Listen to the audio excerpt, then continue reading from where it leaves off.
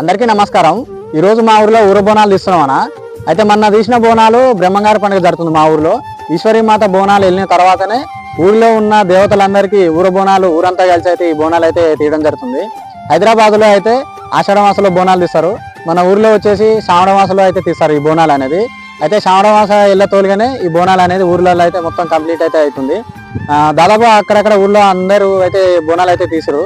ఈ రోజు మా ఊర్లో తీస్తున్నాము। అయితే ఈ బోనాలు మనం పచ్చటి మామిడాకు తోరణాలతో అదేవిధంగా వేపాకురిళ్ళతో ఇంటినంతా కూడా మంచిగా పచ్చదనంగా అలంకరించి ఈ బోనాలు అయితే తీస్తాం అనమాట। అందుకే పొద్దుగాల నేను మన మామిడి చెట్టు దగ్గరకు వచ్చి ఈ మామిడాకులు అయితే తీసుకుపోనికి అయితే వచ్చిన।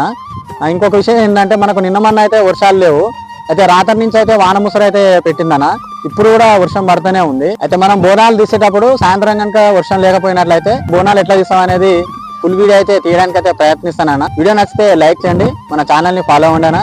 జై జవాన్ జై కిసాన్।